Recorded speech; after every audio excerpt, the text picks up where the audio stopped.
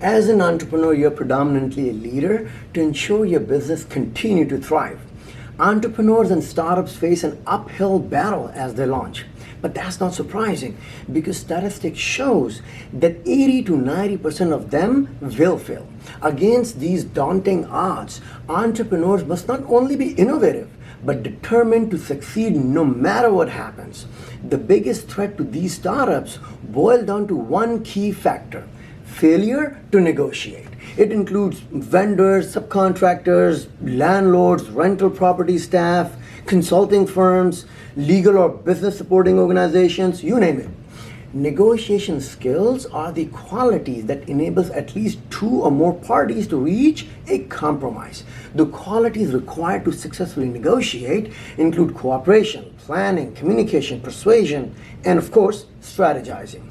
For you to become a successful negotiator, you need to first understand these basic skills. The goal of negotiation is to settle a point of difference or to create outcomes that will satisfy various differences.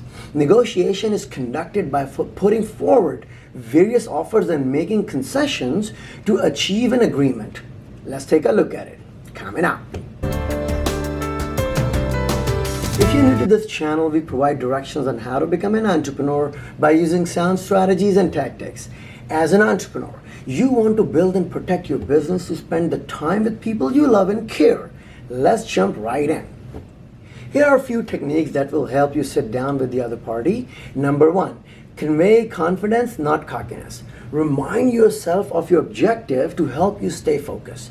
To a large extent, power is a matter of perception. You may think you are at a disadvantage when negotiating with the powerful person, but note, you won't be negotiating if you don't have what the other person needs.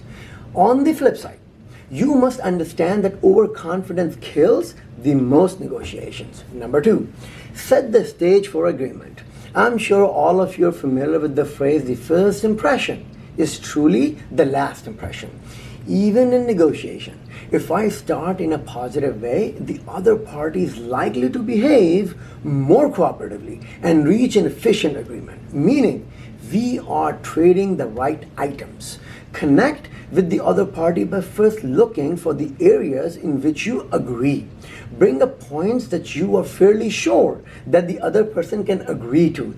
An agreement helps to solidify the foundation of trust and respect that is useful when addressing more controversial topics. Number three, do not put off bringing up the elephant in the room.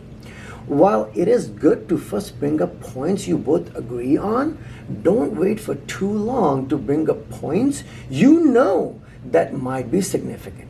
Number four, ask open-ended questions. Employ phrases such as, what is your biggest concern with? Tell me more about it. Instead of questions that could be answered with a yes or no.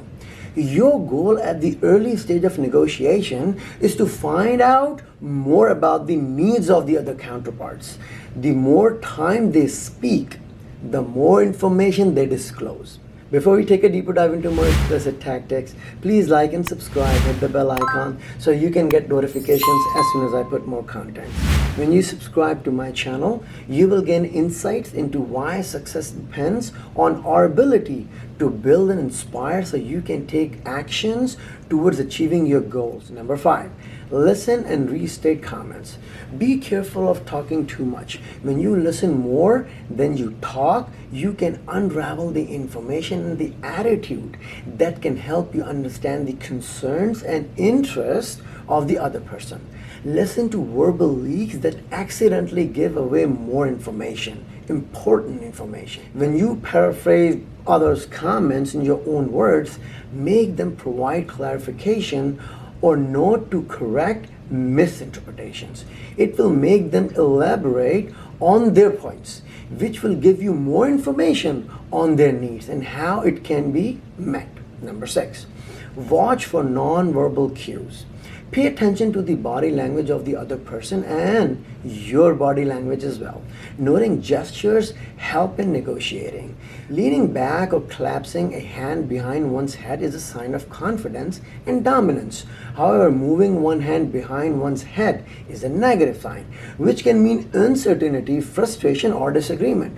While sitting on the edge of one's chair reflects interest. Number 7, stay cool and depersonalize disagreement. Avoid negotiating when you're angry. Take note of your hot buttons and don't allow your counterparts to push to them. Equally, help the other person stay cool. When discussing touchy points, refer to them objectively rather than assigning ownership. Number 8, separate discussion of problem from exploration of solution. Before you attempt exploring a solution to an issue, first seek to clarify the issue and evaluate the nature of the disagreement. When you discuss the solution without having clarity of the problem, it will lead to a premature agreement on a problem that the parties involved didn't fully understand. Number 9, do not compare offers. You might have researched your alternatives and you know that what someone else is offering you. Only discuss the merits of the current deal. Don't compare them openly with the offer you have. The other offers you have are your backup when satisfactory agreement is not reached in the current negotiation. Number 10, don't use ultimatum. Avoid using statements like take it or leave it, or this is my final position.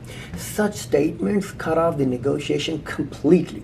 Ultimatums are dangerous early in the negotiation process. Number 11, use your leverage. All the leveraging points you identify during a negotiation shouldn't go unexpressed. As you prepare, think about the attributes you have that they want, then bring them up in your negotiation. Number 12, bring materials that supports your positions.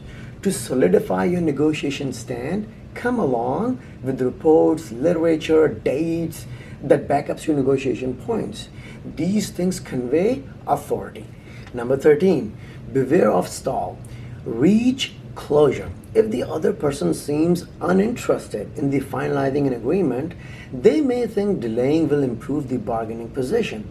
Ask if additional information is needed for a final decision to be made. On the other hand, you can use this stalling technique if you want a negotiation to go a little bit slower. You can tell the other person that you wish to consult with your attorney, for instance, right? Check out my book on Amazon, Negotiation Fundamentals, How to Negotiate Effectively. With the guidance provided in this book, you will be well on your way to becoming a master in negotiation. In addition, I have included practical tips on how to detect when mistakes have happened or are just about to happen, and how to respond to these situations in a way that will minimize the damage to the relationship and the substantial outcome of the negotiation. I will share my thoughts in another video on top 10 skills from negotiation point of view in near future. Down below in comment section, share your thoughts on which tactics you like the most. How do you see yourself advancing your ambitions and business to make name for yourself? Thank you for listening in, and I'll bring you more quality content next week. Thank you.